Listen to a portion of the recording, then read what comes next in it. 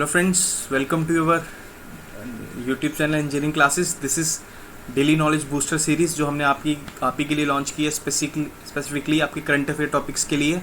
इससे जो हमारा जो एम रहेगा वो ये रहेगा कि हम आपका मोस्टली जो करंट अफेयर है वो कवर करें।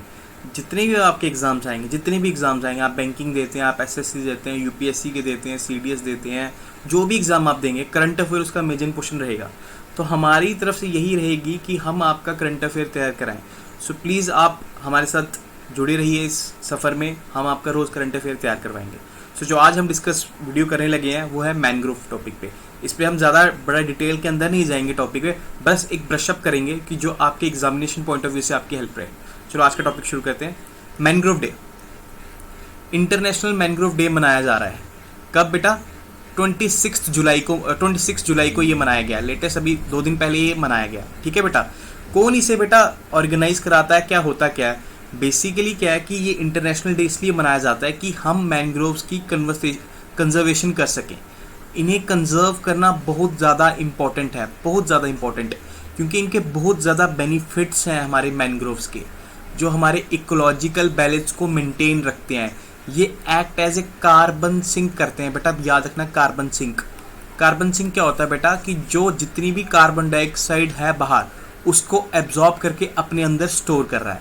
ये बहुत बड़ा रोल प्ले करते हैं उसमें। और आपको पता है climate change is a big problem, तो कार्बन डाइऑक्साइड को इस समय जो अब्जॉर्ब कर रहा है वो हमारे लिए बहुत बेनिफिशियल है।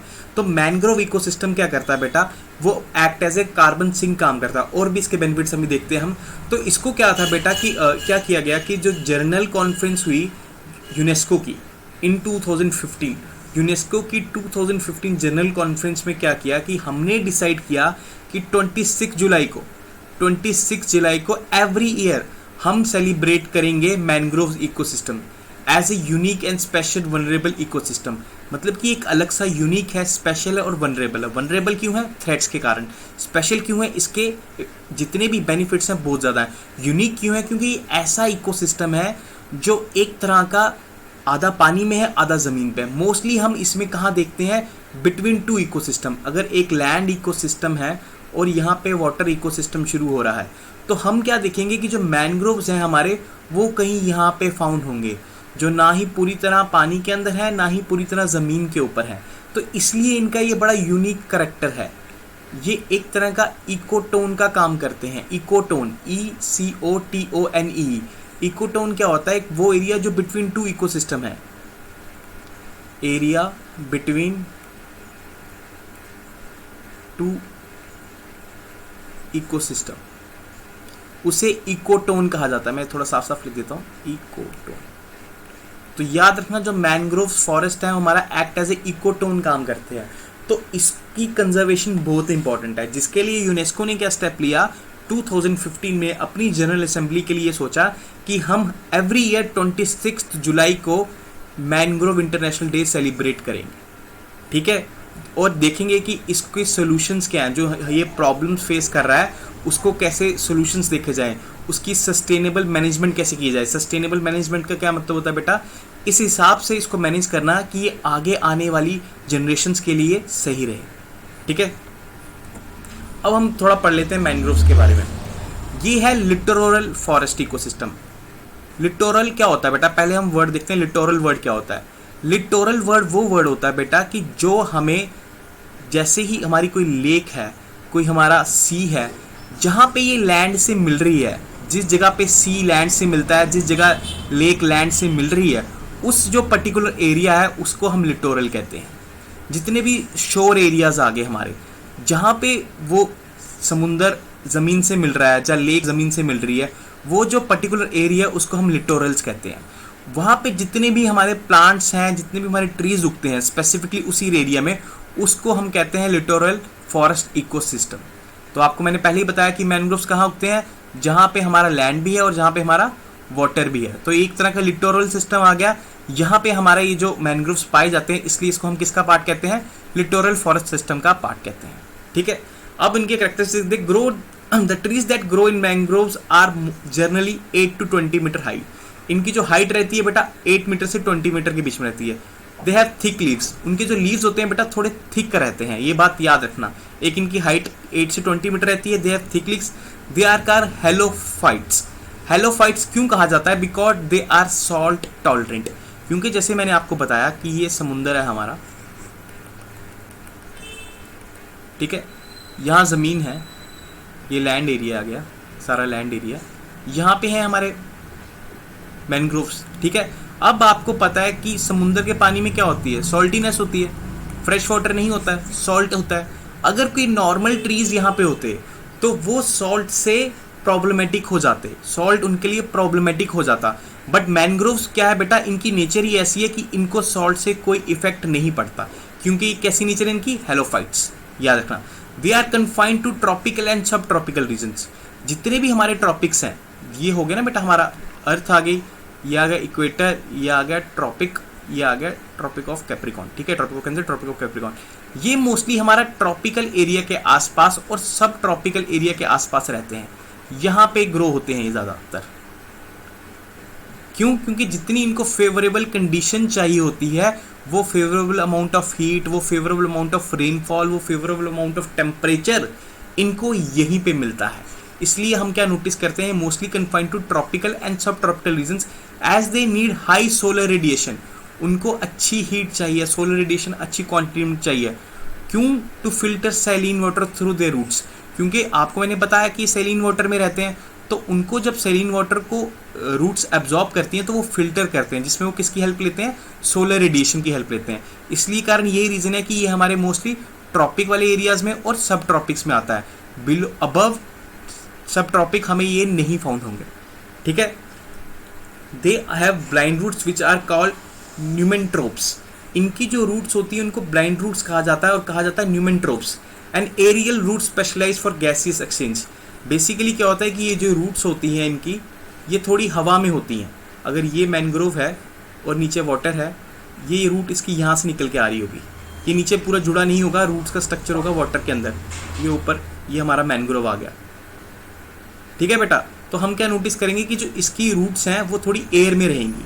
मैं आगे फोटोग्राफ में दिखाता हूँ आपको। ये देख रहे हो बेटा आप, ये नीचे अगर थोड़ा पानी है तो ये इसकी रूट्स हैं, ये ऊपर से उड़ती हुई आ रही हैं, ऊपर से हवा में है, ठीक है। इन रूट्स को हम क्या कहते हैं? न्यूमेंट्रोप्स, ठीक है, समझ आई। These roots helps trees to respire in aerobic soil.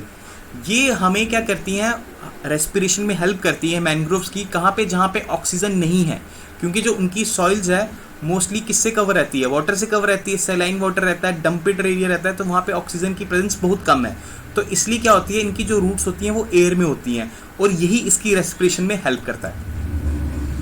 The seeds of mangrove forest are trees germinate in their tree itself before falling. इनके जो सीड्स होते हैं बेटा मैनग्रोव्स के, वो ट्रीज के अंदर ही जर्मिनेट होते हैं। वो ऐसा नहीं है कि ट्री नीचे, जैसे बाकी पेड़ों में हम देखते हैं ना कि कुछ ट्रीज के सीड्स नीचे गिरे हुए हैं, इनका वैसा सिस्टम नहीं है। इनका क्या मोड ऑफ सिस्टम रहता है बेटा कि जब तक ट्रीज इतना मैच्योर ना हो जाए कि वो बाहर आके सरवाइव कर सकेगा, तब तक वो ट्री के साथ ही जुड़ा रहेगा, ट्री के अंदर ही रहेगा। इस मोड ऑफ रिप्रोडक्शन को विविपेरिटी मोड ऑफ रिप्रोडक्शन कहते हैं, जिसमें क्या है कि जो बेबी बॉडी है वो पेरेंट बॉडी के साथ ही रहती है। इस केस में क्या आ गया हमारा? मैनग्रोव ट्री के साथ ही बेबी मैनग्रोव ट्री के सीड्स रहेंगे जब तक वो सीड्स इतने मेच्योर ना हो जाएं कि वो बाहर आके सरवाइव कर सके, क्योंकि बाहर फेवरेबल कंडीशन नहीं है। बाहर क्या है? सॉल्टी वाटर है, ठीक है। उनकी रूट्स इतनी मेच्योर नहीं हुई होंगी जब वो बिल्कुल बेबी इन्फेंट स्टेज में होंगे कि वहाँ के रेस्पिरेशन कर सकें, इसलिए उनको मेन मैनग्रोव ट्री के अंदर ही रहते हैं वो। अब मैं इसका थोड़ा डाटा आपको देना चाहता हूँ from Indian forest survey. Indian forest survey से हम इसका थोड़ा डाटा डिस्कस कर लेते हैं कि ये क्या कहता है कि about 40% of the world's mangrove cover is found in South East Asia and South Asia. दुनिया का 40% जो मैनग्रोव कवर है वो साउथ ईस्ट एशिया में और साउथ एशिया में फाउंड होता है, ठीक है बेटा। ये साउथ एशिया और साउथ ईस्ट से कौन सा आ गया बेटा? ये हमारा इंडिया, मलेशिया, बर्मा वगैरह एरिया, वियतनाम वगैरह, ये सब किस में आ गया? साउथ ईस्ट एशिया और साउथ एशिया में, ठीक है। Mangrove cover in India is 4975 square kilometre, इतने में इसका मैनग्रोव कवर है, which is 0.5% more than countries total geographical area.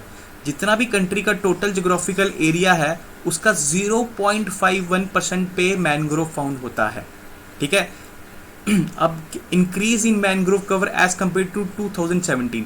अब बेसिकली जो मैंने इंडियन फॉरेस्ट सर्वे यहाँ से डाटा मैं आपको बता रहा हूँ वो मैंने लिया 2019 का, तो उससे पहले 2 साल पहले आया था इंडियन फॉरेस्ट सर्वे, तो उसके कंपैरिजन में 54 स्क्वायर किलोमीटर में हमें मैनग्रोव का इंक्रीज दिखा है। वो आपसे क्वेश्चन में पूछ सकते हैं स्टेटमेंट देके कि मैनग्रोव फॉरेस्ट जो है वो कम्प्लीटली उसका एरिया कम हो रहा है, तो वो स्टेटमेंट ट्रू है कि गलत? वो स्टेटमेंट गलत हो जाएगी, क्योंकि हमने 2019 में क्या देखा कि 2017 से इसका एरिया बढ़ा है, ठीक है। कितना बढ़ा है वो आपके इंपॉर्टेंट नहीं है, 54 स्क्वायर किलोमीटर बढ़ा है, बट वो आपके लिए इतना इंपॉर्टेंट नहीं है। अभी कह रहे हैं कि among the states in UT West Bengal has the highest percentage area under total mangrove. हमारे जो वेस्ट बंगाल है उनमें सबसे ज़्यादा मैनग्रोव फॉरेस्ट पाया जाता है। क्या आप में से कोई बता सकता है कौन सा फॉरेस्ट पाया जाता है वहाँ पे? सुंदरबन डेल्टा, किससे नाम पड़ा है सुंदरबन डेल्टा का? बेसिकली सुंदरबन एक तरह के मैनग्रोव्स हैं जिनके नाम पे सुंदरबन डेल्टा का नाम पड़ा है। वहाँ पे बहुत ज़्यादा मैनग्रोव्स हमें मिलते हैं जिसके कारण उसका नाम पड़ा सुंदरबन डेल्टा। तो इसलिए वेस्ट बंगाल में highest percentage of area under total mangroves है, followed by Gujarat and Andaman Nicobar. याद रखना, वेस्ट बंगाल हाईएस्ट है, followed by Gujarat and then Andaman and Nicobar. ये इंपॉर्टेंट है, वो कभी पूछ लेंगे कि which state has the highest mangrove cover, ठीक है। और बेटा जो अभी मैं बता रहा हूँ आपको कि कुछ मैनग्रोव कवर इंक्रीज हुआ ना, ये हमने बताया इस थर्ड पॉइंट में कि मैनग्रोव कवर इंक्रीज हुआ, तो वो इंक्रीज सबसे ज़्यादा कहाँ हुआ?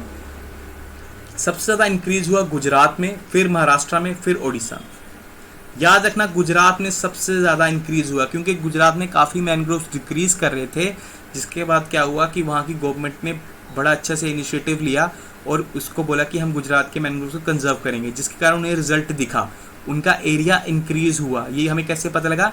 इंडियन फॉरेस्ट सर्वे से पता लगा, ठीक है। दूसरे नंबर पे कौन था? महाराष्ट्र, तीसरे नंबर पर ओडिशा। अब मेजर मैनग्रोव्स इंडिया जहाँ फाउंड होते हैं वो कौन कौन से हैं? सबसे इंपॉर्टेंट आ गए सुंदरबंस, ये मैंने आपको बताया कहाँ पर है बेटा? वेस्ट बंगाल पे। फिर महानदी मैनग्रोव ओडिशा के पास, फिर Krishna Godavari mangroves Gujarat, Ratnagiri mangroves Goa, mangroves Kaveri delta mangrove, Krishna Godavari and Andaman Nicobar mangroves. ये बेटा आपसे डायरेक्ट कभी कभी वो किसी भी पेपर में पूछ लेते हैं। यूपीएससी में एक बार ही पूछा था CAPF में कि इनमें से कहाँ पे मैनग्रोव फाउंड नहीं होता है, तो आपको ये याद रखना है कहाँ पे फाउंड होता है। इससे बेटर इसको एनालिसिस करने के लिए हम इसका मैप देख लेंगे। ये देखो बेटा, यहाँ आ गया सुंदरबन मैनग्रोव, ये आ गया महानदी मैनग्रोव। आपको पता है सुंदरबन मैनग्रोव कहाँ पे? डेल्टा के आसपास फाउंड होता है। महानदी एक रिवर है, बेसिकली उड़ीसा से निकलती है, वहाँ पे फाउंड होता है। कृष्णा गोदावरी मैनग्रोव, जहाँ पे कृष्णा और गोदावरी के आस एरिया है जहाँ पे मिलती हैं सी से, वहाँ पे हमारा मैनग्रोव फाउंड हो रहे हैं। कावेरी डेल्टा के पास मैनग्रोव फाउंड हो रहा है। गोवा मैनग्रोव, रत्नागिरी मैनग्रोव और गुजरात मैनग्रोव्स।